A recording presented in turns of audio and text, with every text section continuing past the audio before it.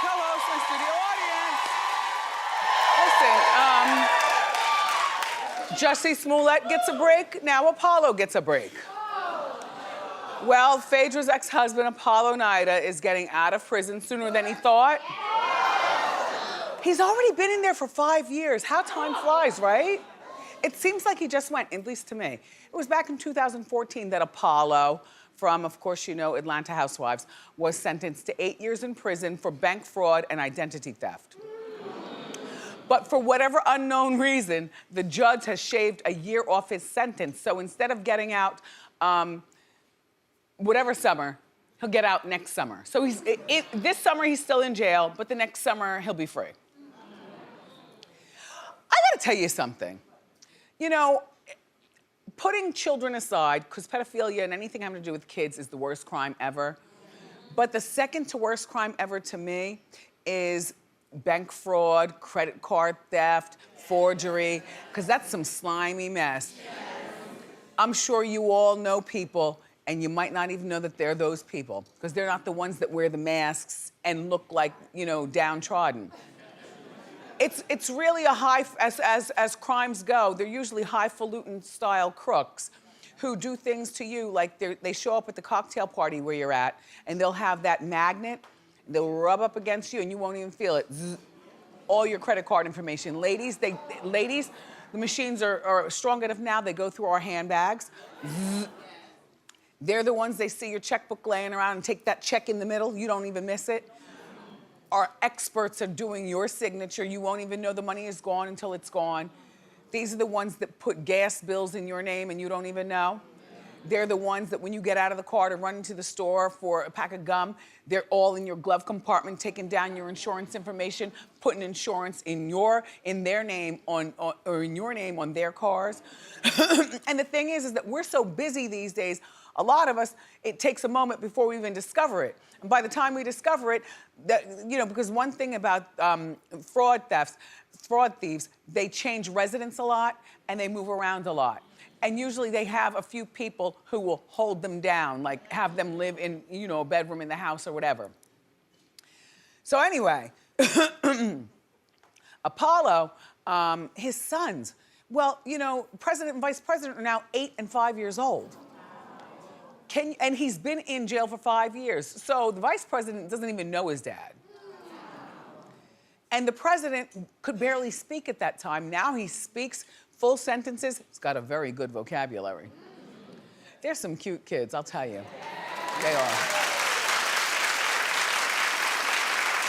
Apollo, you really messed up. Anyway, so Phaedra is now dating a Chicago DJ. I don't know that I've ever met Tone Capone. But that's Tone Capone. That's a real popular DJ name that guys give them, a Tone Capone. I wonder if he shouts her out like when he does the top 8 countdown. My girl Phaedra's coming in tonight. You know, we'll be over at the so-and-so. See you there. That's a come up for him, you know?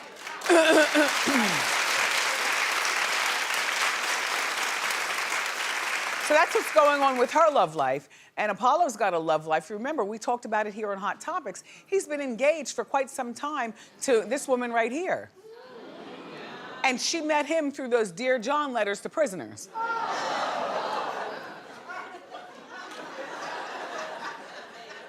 Some women don't think that there's anything out here, so they'd rather write letters and wait. Well, there is word, though, that Phaedra might be returning to the Real Housewives of Atlanta. Remember.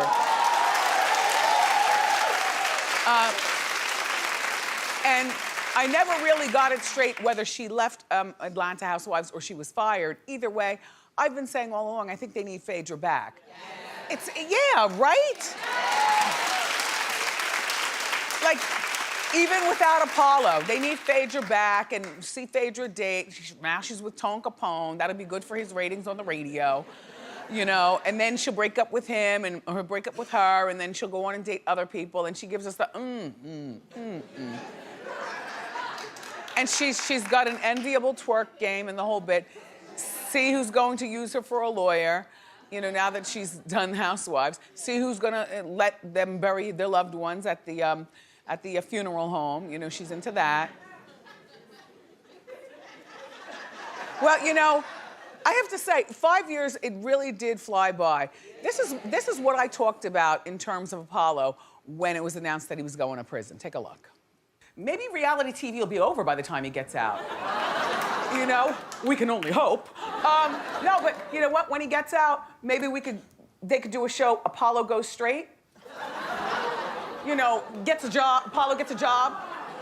No, nobody, Apollo, nobody cares. But you know what?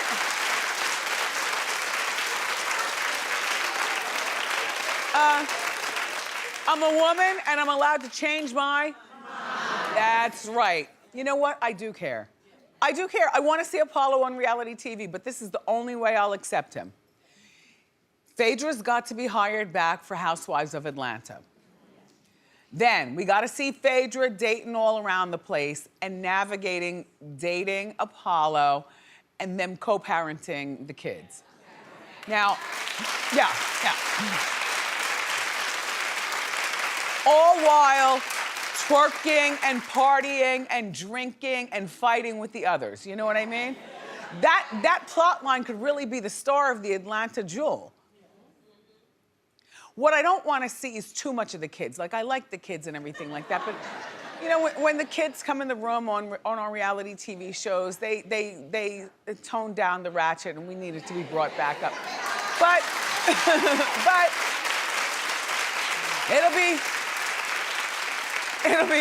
it'd be interesting, like, to see whether the vice president says, "Get off me, you ain't my daddy." You know? And the president says, "Who is you?" Good news. Listen, and you might not agree with me, there are only two of us in Hot Topics who are obsessed with Sex and the City. That's me and my bureau chief, Jen. That's it, that's it. Everybody else doesn't care. They don't care. Clap if you care. Okay. I know my crowd. Hey, Rambo. Oh, Rambo's not here. Who are you? Hi. You've got Rambo's camera. Well, can you flip it around here? They didn't introduce me to you. Oh, it's Steve. Steve, I didn't recognize you from that angle. Just the little shoe cam.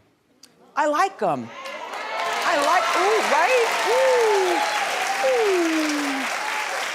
Nice and comfortable.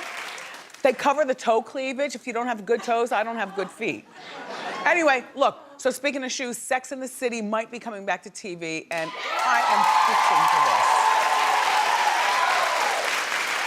Paramount.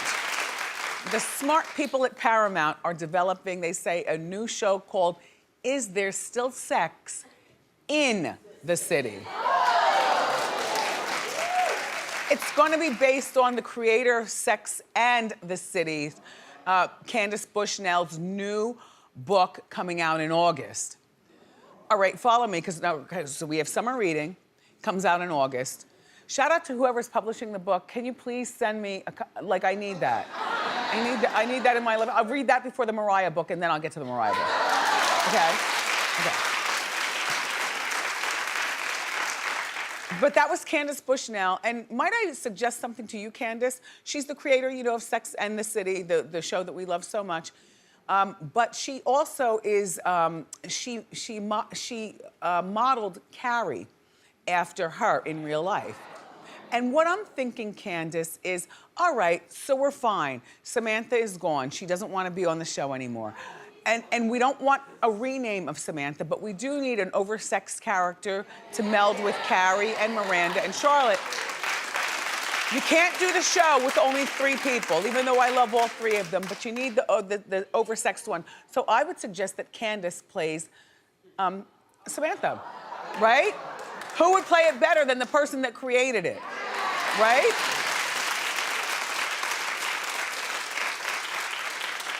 So the show that they're doing, that's for the movie, by the way. Oh gosh, I'm doing too many suggestions. That's for the movie. Now the show, they say, won't be featuring Carrie, Miranda, Charlotte, or Samantha. Hold on, because I found this to be a pretty good idea. The show is gonna focus on the habits of Upper East Side, New York City's women in their 50s. Perfect. what they date, what they wear, who they do, how they're doing it. I like it. I'm watching. We won't know these women, but we'll get to know them, I'm sure, and love them like our 4 original girls. Then we need to work on this movie. Candace, you play Samantha and get that out there. Then the book, please get the book out to the fans sooner than August if you can. And also, one more thing, if you really want to celebrate and just really blow it out, Sex and the City people, I have a suggestion. Have a Sex and the City cruise. Look, right? And you have it for men and women. And if you need a host, I am your #1 fan. I love it. Normally I think of cruises as being so cheesy, but I could do like 5 days, you know, with the Sex and the City theme, all kind of parties and stuff. Right? Good luck. So, Lil Wayne is mad, and now I'm mad too. Well, he's ready to sue over an old notebook. Well, yes, he can write. I heard that, co-host. A man who works for a car dealership, in other words, like a mechanic or something, found Lil Wayne's old notebook in a car that once belonged to Wayne's record company. In other words, Lil Wayne's notebook. The notebook was dated back from 1999. It was in Lil Wayne's garage at one of Lil Wayne's houses during the Hurricane Katrina. You know he's from Katrina territory. During Hurricane Katrina, when everyone was fleeing, nobody's going in their garage and grabbing notebooks. The notebook was flooded, and there were a lot of the writings that were runny, but you could still see what they said. The notebook is legible and still put together. And now, there is a company that wants to sell, a company that sells historic artifacts that wants to sell this book for $250,000. Well, Lil Wayne found out about this notebook, and now he wants it back, and he's threatening legal action. Well, in it wasn't a diary, it was lyrics, you know, Lil Wayne lyrics, but you know what? I side with Lil Wayne, and I was the only one in our morning meeting. Yeah. I'll tell you why. I feel like, you know, it's not like he left it on the side of the road or threw it in a garbage can. He left in stress, you know, while his part of the country was going through a terrible thing, and it's only right that he gets this notebook back. And Wayne, if they give it back to you, the right thing to do is to give whoever gives it back to you a little tip. A little tip. A little tip. Have you ever lost, well, you don't write lyrics for songs, but have you ever lost a diary? Clap if you have. Clap if you have. Well, honey, I don't know how you address your diary.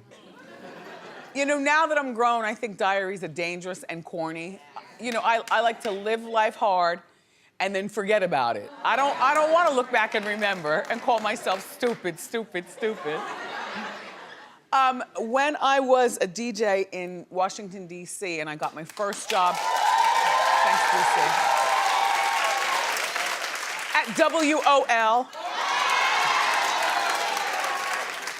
And I got my first job in New York at Hot 103.5. This is back, we do go way back, don't we? And I got my first radio job in New York. I lost the diary, and here's how it went down. First of all, the diary dated back from my entire senior year of college. I said I want to remember my entire senior year, all the stupid stuff that I do. And then, you know, my first paying radio job was in St. Croix, U.S. Virgin Islands, and I went there and I journaled very specific. And then I got my job in D.C. and I journaled very specific. And when I say specific, I mean you would know that it's Wendy Joan Williams' diary, because I would I would write very, like, she called me Wendy Joan Williams, and then I put in parentheses, I hate when she calls me that. You know, this be and we got into it. Or he and I went out and then describe everything, you know? Or I hate my job and here's who I hate and here's why. So the movers came to move me from DC to New York. And when they did that, I had all, you know, the furniture and all the other kind of stuff over there, but I had a very specific piece of luggage with me. I had some really nice designer handbags and a big piece of Fendi luggage. This is before roller luggage. It was a square. And, and I had all my designer bags in there. I didn't have a whole lot, but what I had counted. And I also had my diary in there. The diary was like this thick and full of juice.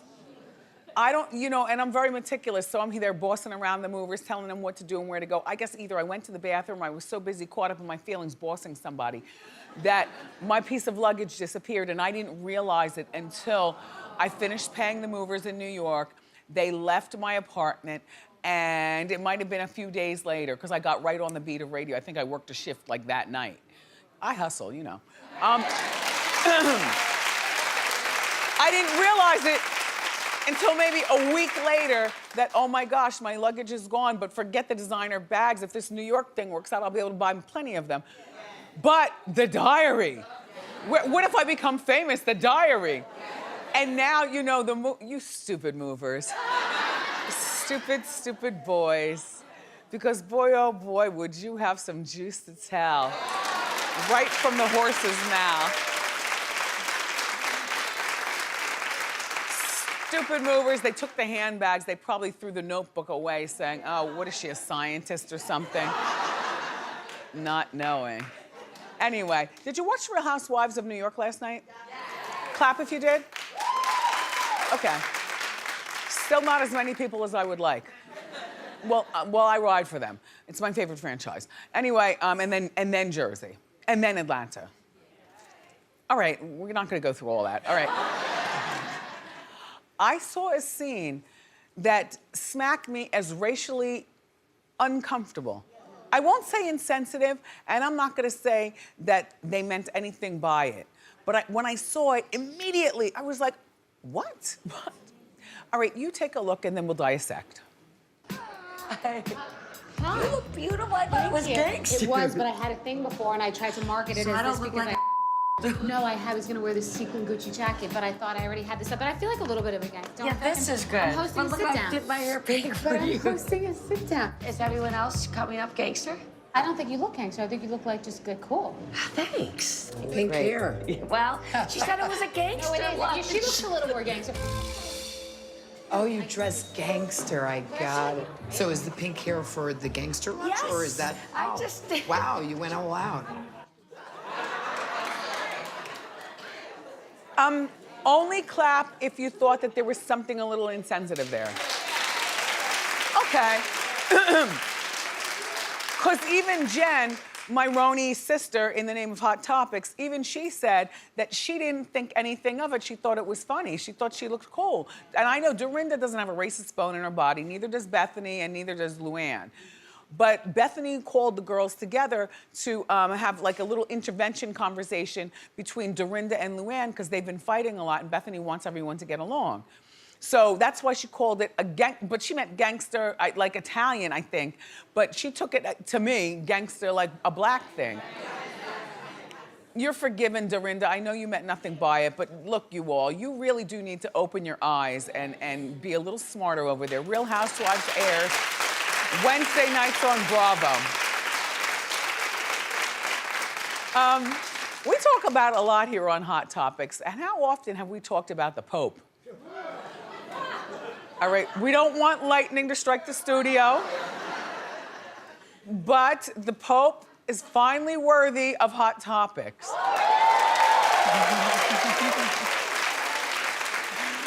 For years, it's been a tradition that when you meet the Pope, you kiss his ring, right?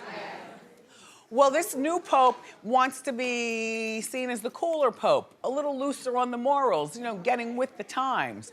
So earlier this week, the Pope wasn't having the ring kissing, and just look at the snatch back of the hands. Look, the Pope is throwing shade. The video went viral, and a close aid. This is the thing, you know, before you meet the Pope, the word is that they give you like a list of 25 things that you should do and how you should act when you meet the Pope. And to me, they're missing one thing. They're missing that one person, you know, when you're next in line, there should be somebody standing there saying, today the Pope does not want his ring kissed. Now this Pope has a little bit of an attitude because he says, most of the time I don't want you to kiss my ring. Sometimes you can kiss my ring. It depends on the side of the bed that I wake up.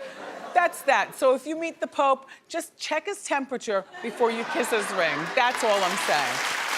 We got more great show for you today, everybody. Up next, friend to the show, Empire star, Tasha Smith is here. So grab a snack and